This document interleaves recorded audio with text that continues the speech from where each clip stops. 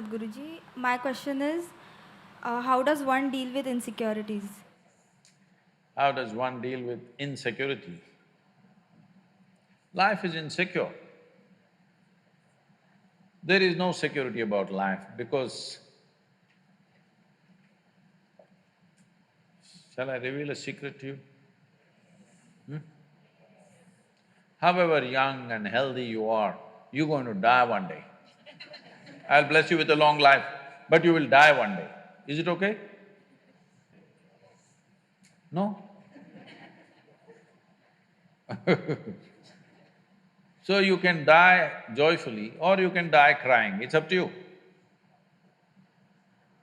But anyway, you'll die one day, yes or no? If you say, I don't want to die, today you start the chanting, I don't want to die, I don't want to die, I don't want to die. All that'll happen is you will not live, but you will die. Yes? The fear, I don't want to die, will make you not live, but it will not make you not die. Anyway, you will die. Coming to terms with mortality is one very important thing. If you don't come to terms with mortality, you're living in a fancy world of unreal world, not in the real world. The real world is, we come and go. So many countless number of people have come and gone before us, isn't it? You're you're in an institution from 1857. I was just wondering how they started an institution in that year because in that year there was such turmoil all over the country. 1857. Lot of upheaval in the country, but somehow somebody managed to start an institution.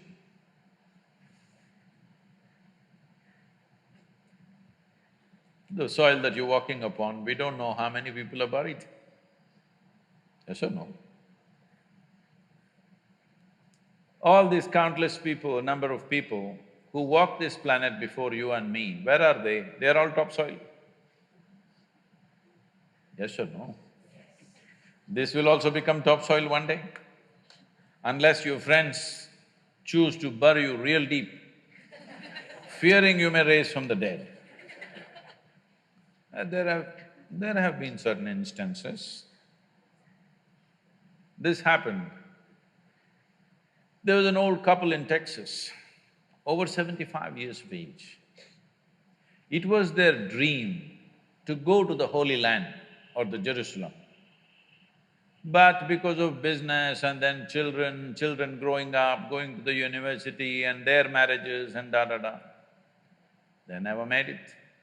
When they're over 75 years of age, they made the trip to Jerusalem. Jerusalem is a place where every cobblestone reeks of history.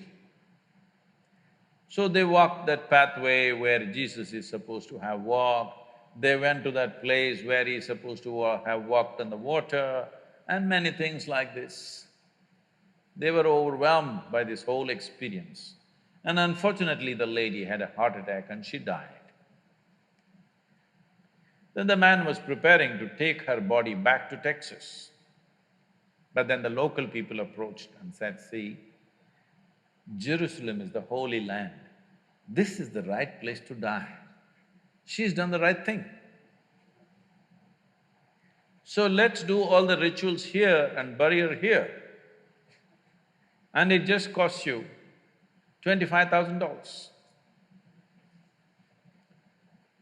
Because if you take her back to Texas, just the transportation costs $18,000 and local charges, and in America the cemetery charges are very heavy. All this put together, you will spend much more money, and above all, she's chosen to die in the Holy Land. This is where she must be buried, let's do it. The man said, no, I'm taking her back to Texas. They said, see, you're very distressed because of your wife's death. You're not able to think straight, we can understand. So we will give you a super discount, $15,000. This is a haggling place, you know. Let's do it. The man thought about it and he said, no, I will take her back to Texas. Then they said, see, it doesn't make sense. I can see you're very distressed. You lost your wife of 45 years, so obviously you're very, very distressed, you're not thinking straight at all. We can understand this just because of that. You are an American and you are from Texas, so we give you an absolute super discount, $10,000. Let's do it. Come on, let's do it, let's do it. You must… what I'm talking, if you want to understand, you must go to Kashi or Hardwar, someplace, how these things happen, you know. Then the man thought about it and he said, no, I'm taking her back to Texas. And they threw their hands up and said, why? What's the problem with you? $10,000, let's do it. He said, see, in Texas, dead stay dead.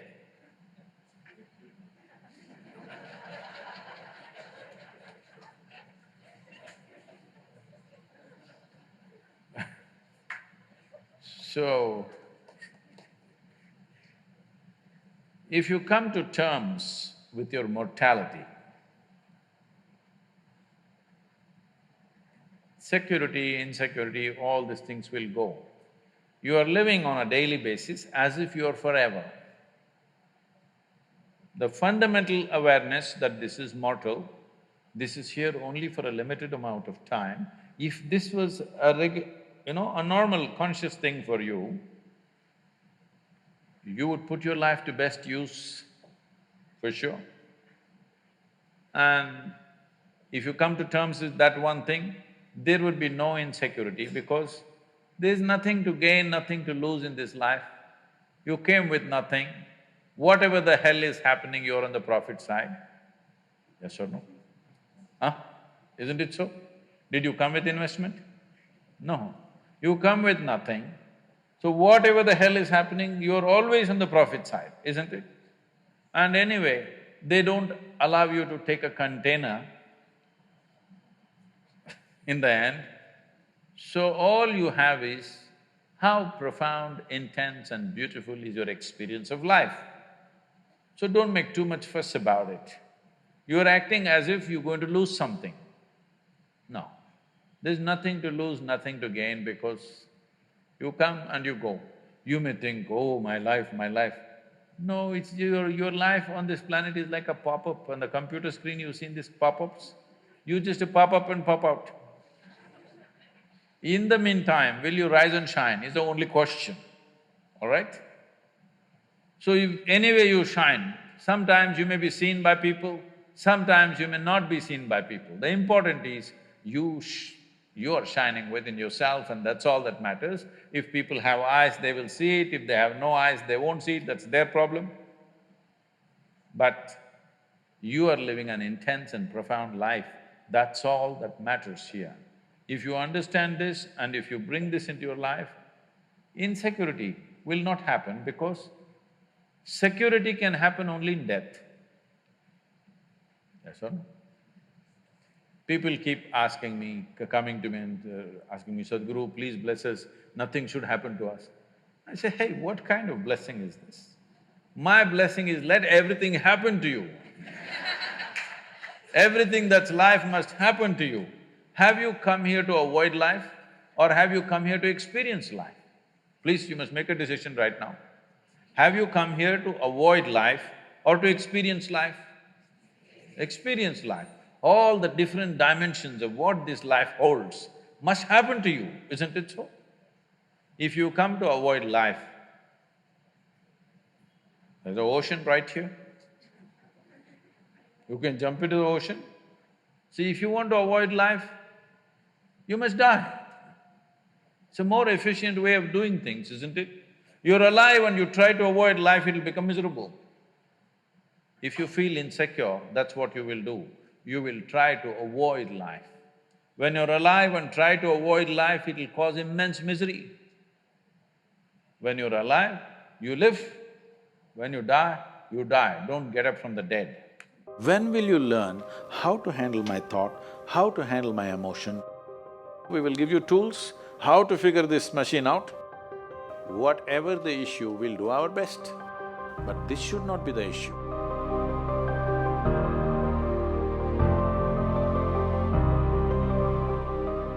In life, there are many phrases where we feel that we are depressed, we are lonely, and when everybody is against us, and there is no one to, guide us or talk about it. So at that moment, how should we handle it or how should we deal with it? See, this is an unfortunate condition that a whole lot of human beings are in their experience. In their personal experience, life is like me versus the universe. Being in competition with the universe is a stupid thing to do. That's not a competition you must get into. Hello? Me versus the universe is a bad competition to get into. Would you also agree with me? So, this is why yoga.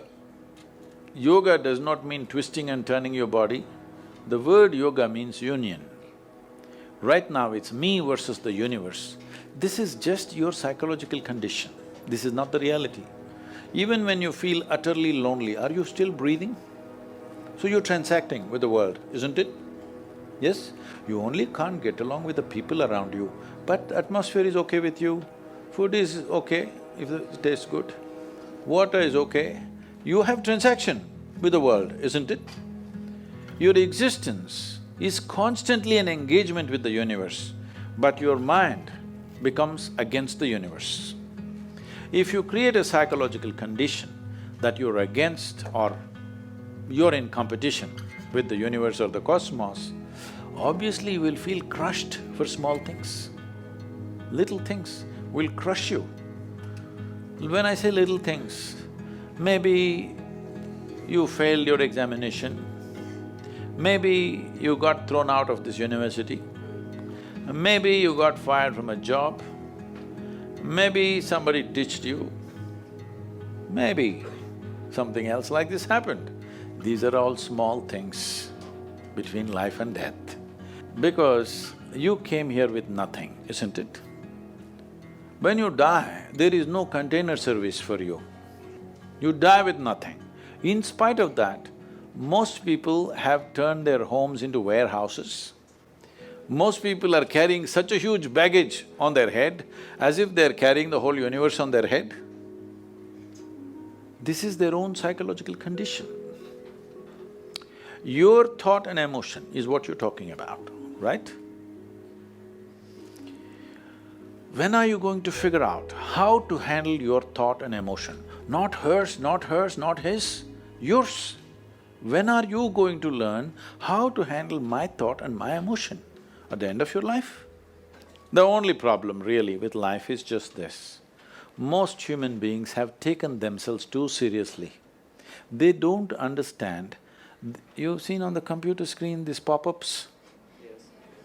You are a pop-up on this planet. You pop up for 2 seconds and pop out. No, you must see, countless number of people like you and me have walked this planet. They were also big people. Where are they? All topsoil? Topsoil or no? Unless somebody, your friends decide to bury you real deep, fearing that you may rise from the dead. There have been such instances. Or maybe you're planning to go to heaven. Hello? Anybody who talks about a place other than this place as a better place than this is a crime against humanity. My fundamental work is to destroy all heavens so that people will learn to live well here. All these idiots who made a hell out of themselves, they want to go to heaven. They made a mess out of this place and then they want to go to heaven. I'm asking you, do you have any proof? Do you have any proof that you are not already in heaven and messing it up? Do you have any proof? You're already in heaven, making a mess out of it. Yes, simply because you are not even learning how to handle your basic faculties of thought and emotion, isn't it? Your only justification is, everybody is like this only. That's how it is in a madhouse. That is how it is in a madhouse, only a doctor looks crazy. So when are you going to handle it? Slowly, at the age of 60?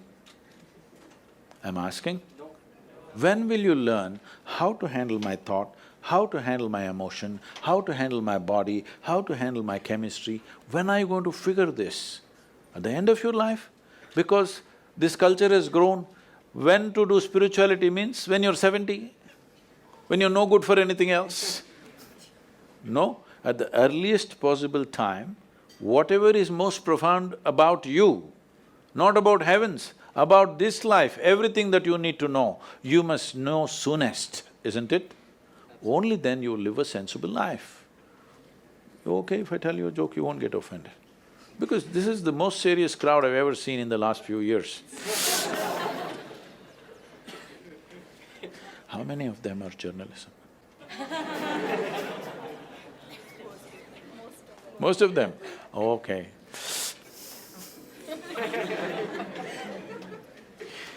This happened. Shankaran Pillai, when he was in Paris, was married to a French woman. One day, it was their anniversary, first anniversary. So she invited a bunch of friends and she wanted to cook something really fresh, everything fresh. So from morning, she was driving him to this market, that market, he got this fresh vegetables, fresh meat, fresh chicken, this, that, everything. Then in the evening she said, because the French have this, snail appetizer, she said, go to the beach and get some snails, fresh, and I will make some appetizer for all the friends who are coming. So Shankaran Pillai went to the beach and he was picking up all the snails and putting it in a bucket. Then he met an old friend, an Indian guy. They hit it off and they were talking about their old times. He just forgot that he's married. You know, when you meet old friends, it happens. And both of them went to a bar and they had a few drinks and he just forgot. Then he realized, then the snails were just climbing out and one snail fell out of the bucket. He realized, oh my God, I'm supposed to take these snails, my wife, French wife. She's waiting. So he said, I need to go, and he went. By then it was already very late. He went, he knew it's not going to be pleasant. So he came near the house and spilled all the snails on the ground, threw away the bucket and went and knocked on the door. The French fury came. He turned back and said, come on you guys, we're almost there, come on, let's go.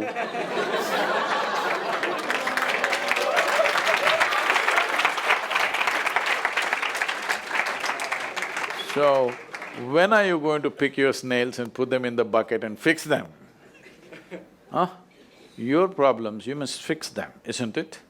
These are not problems. I want you to understand, you are not suffering your life. You're only suffering two fantastic faculties that only… It's a privilege of being human that we have these two fantastic faculties. One is, we have a vivid sense of memory. This is because of this memory our life is so rich, unlike any other creature. And we have a fantastic sense of imagination. Now, this is what you're suffering. What happened 10 years ago, you can still suffer. Why? Are you suffering life or memory? Hello? Memory. What may happen day after tomorrow, you're already suffering? Are you suffering life or imagination? Two most fantastic faculties you have, you're suffering. So what are you asking for? You want to become once again an earthworm. An earthworm is a very eco-friendly creature, I have nothing against it.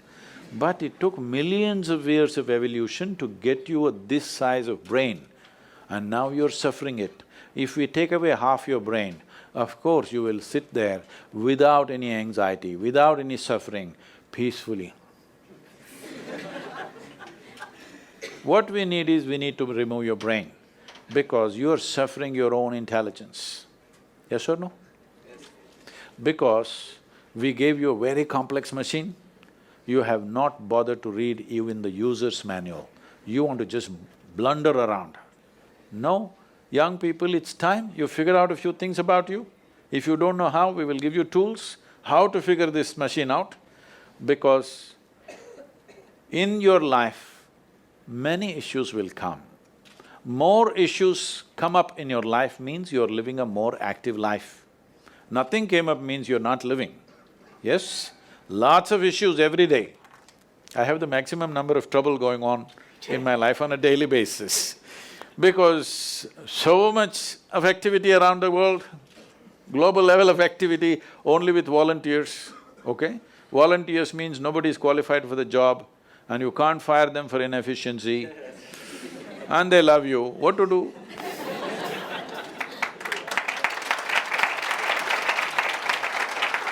This one thing you must fix, that is, in your life, you are not the issue, okay?